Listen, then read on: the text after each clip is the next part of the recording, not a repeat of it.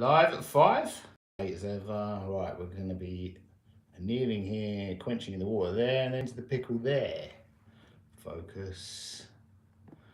Boom. Right, I should do it. Need something to sit on though. There we go. Okay, welcome back to Roberts & Co. Welcome back to London. Another live jewellery making session. An update on our silver ingots we've been working on for days now. Weeks actually, because I melted this silver down, poured it into an ingot, peened it, and then it went horribly wrong. It was cracking. I was getting this weird silver oxide oozing out of it, so I melted them back down again. Started all over. Peened these 6 times.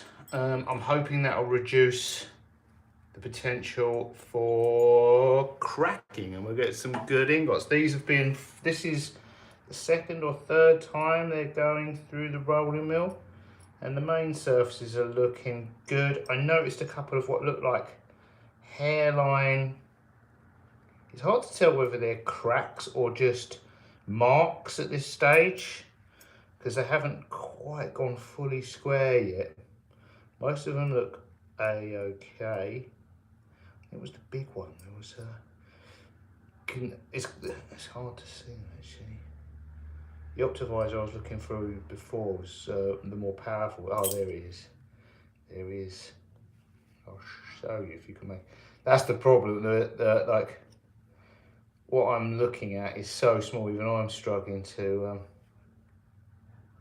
find it, but it's hard to. Sometimes it's like a porosity or a crack or a mark from, and it rises out and literally kind of gets rolled out in effect. Other times. If it's a bad, can you see that there? Where my phone is? No, I don't think you can. Even I can't see it on the camera there. It's like it is like a hairline. Right where my finger is, somewhere there. Yeah, it's tiny.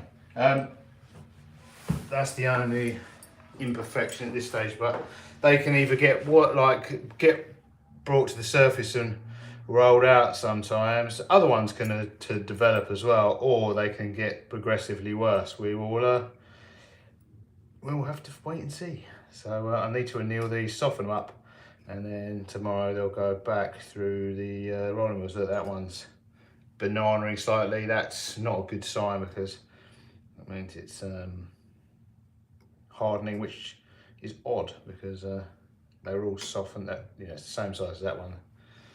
They should all perform the same, but obviously that one wasn't annealed as effectively as the others, I'm guessing.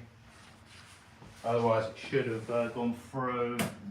I mean, look, so many variables. I might have tweaked it a little bit more on the rolling mill. Sometimes you're just pulling them up, holding them slightly differently, and they go wrong. Right, take these up to a red heat.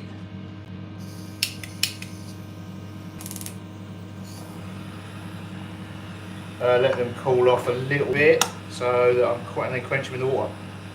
I'm trying not to quench them when they're red hot, because I have an issue with certainly silver, not so much gold, but silver taking on water, believe it or not.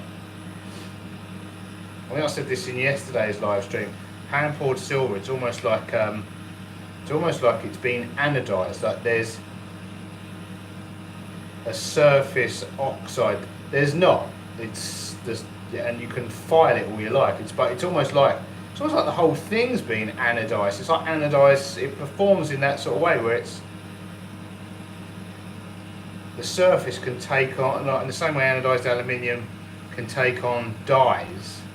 It's almost like the surface of this can take on water, and then unlike anodized aluminium where the dye dries and it changes colour like this, you roll it. It's like rolling out a sponge. But I think that's surface porosity, which is just a feature of hand poured metal.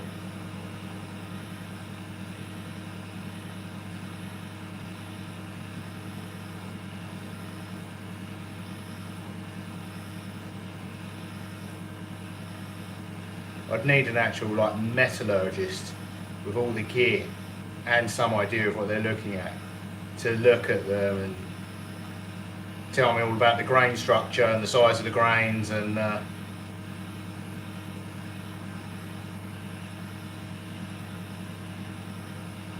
porosity, I guess, which I don't have and I can't afford.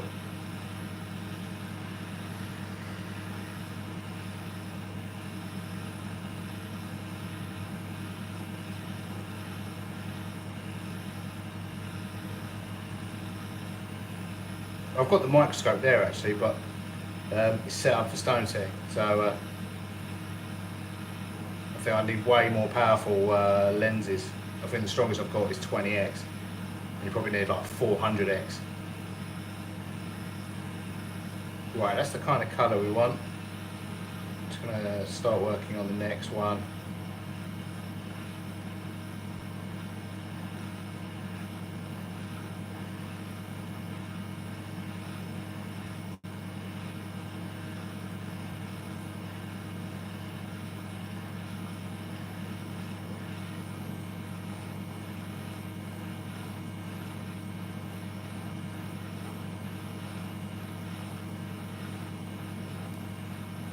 It's a little bit darker in here because I've got the lights on than when I normally do this, so if anything I want these to appear a little bit redder than normal because the light does affect the, obviously the darker it is, the earlier and brighter they begin to glow.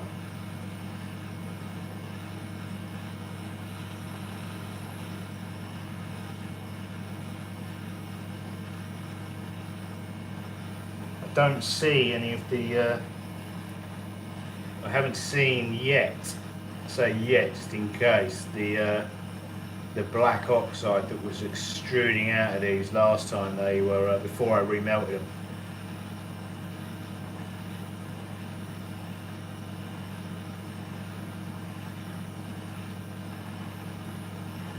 It was mainly coming out the ends, and when they got, and it was happening when they got really hot.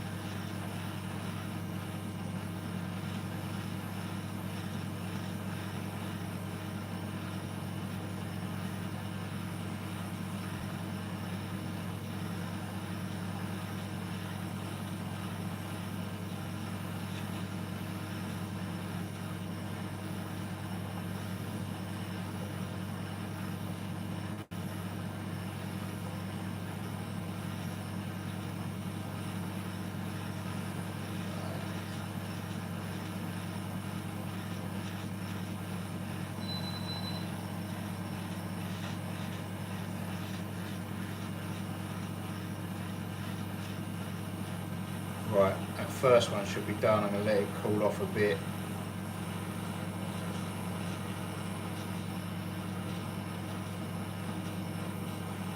Quench it,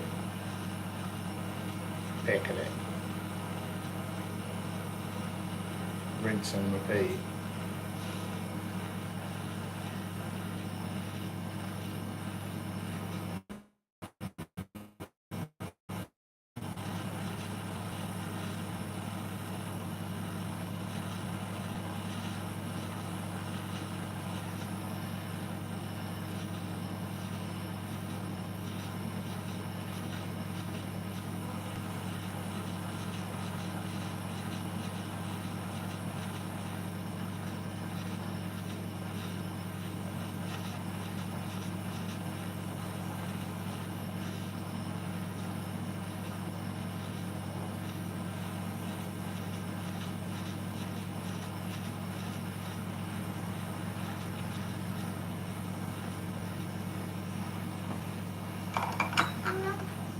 I can't see a thing.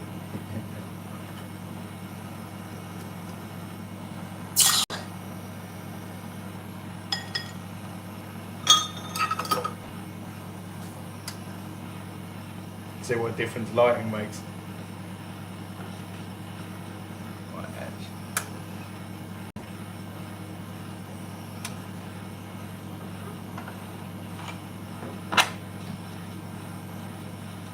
Oh, I know what I've got. I actually remembered, I think I did.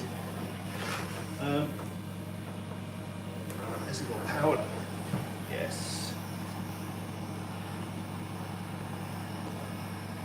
I remember to install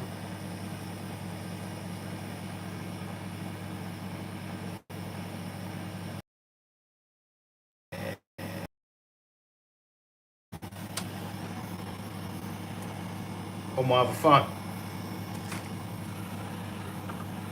That's better.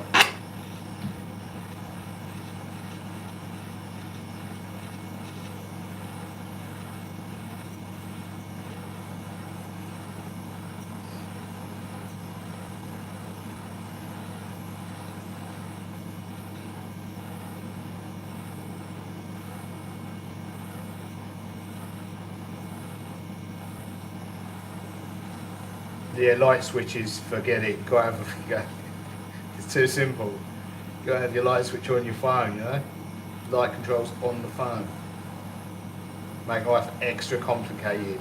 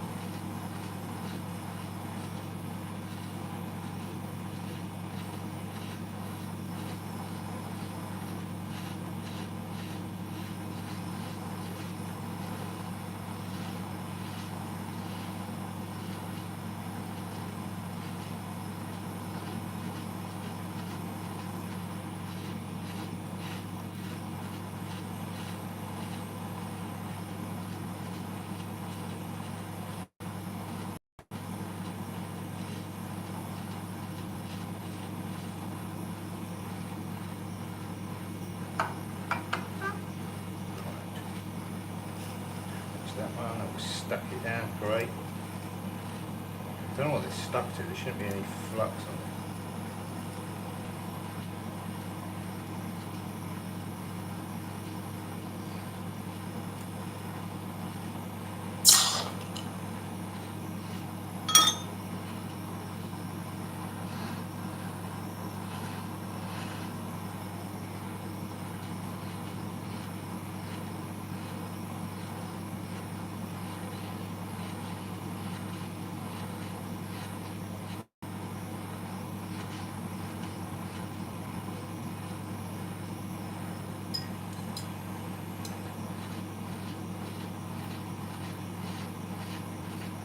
Right, there we have it. 5 annealed sterling silver ingots. I'm going to let these cool off, quench them, anneal them, and then I will update you again tomorrow because these are going to have to go. Needs a little more water in there.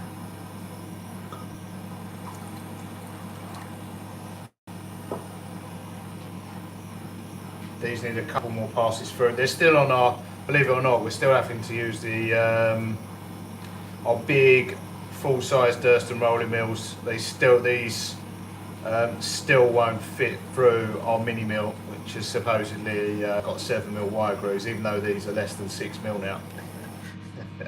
But we discussed that in our video about the rolling mill. Right, there we go. They've got to get back to a reasonable looking colour, quench and pickle them. Right, I'll see you in the next one.